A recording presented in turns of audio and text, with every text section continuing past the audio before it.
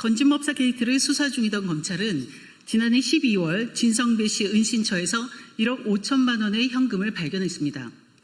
그런데 그중 5천만 원이 한국은행이 은행권에만 지급하는 관봉권으로 확인됐습니다.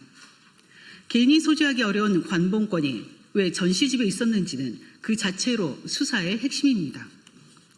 그런데 25년 8월 18일경 서울 남부지검에서 건진법사의 자택에서 확보한 관봉권 다발의 띠지를 모조리 분실했다는 사실이 뒤늦게 밝혀졌습니다. 관봉권의 띠지는 해당 자금의 출처를 알 수 있는 핵심적인 증거인데 검찰은 관봉권의 금액을 수사관이 세던 도중에 그 중요성을 인식하지 못하고 분실했다고 뒤늦게 밝혔습니다. 검찰은 이런 핵심 증거가 분실되었음을 지난 4월 인지했음에도 불구하고 수개월간 어떠한 감찰도 진행하지 않았으며 김건희 특검에도 통보하지 않았습니다.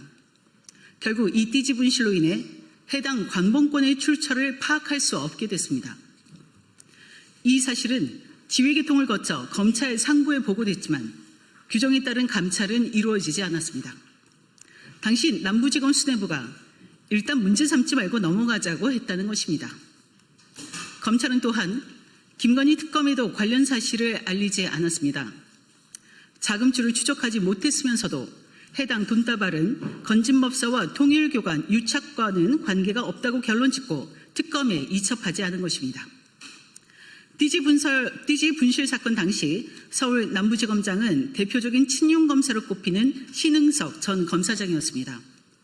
윤석열 전 대통령이 서울중앙지검장일 때 중앙지검 형사 3부장으로 재직했고 지난 정권에서 검사장까지 승진했습니다.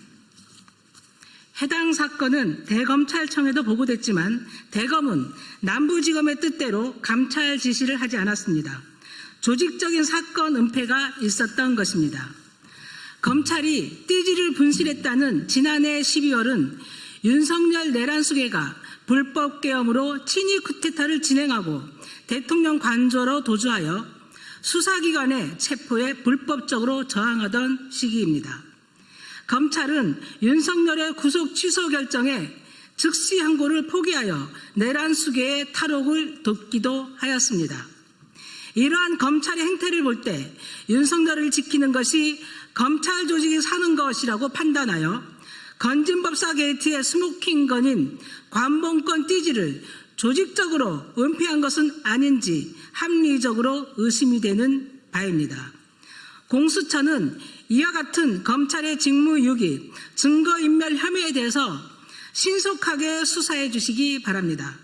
더불어 띠지를 분실한 이후 적법 절차에 따라 감사를 진행하지 않은 점에 대해서도 철저하게 수사해 주시기 바랍니다. 검찰의 필요에 따라 있는 사건은 덮고 없는 사건은 만드는 검찰권 남용을 더 이상 두고만 볼 수 없습니다.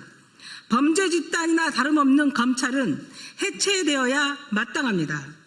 다가오는 추석 전 검찰개혁 입법을 반드시 완수하겠습니다.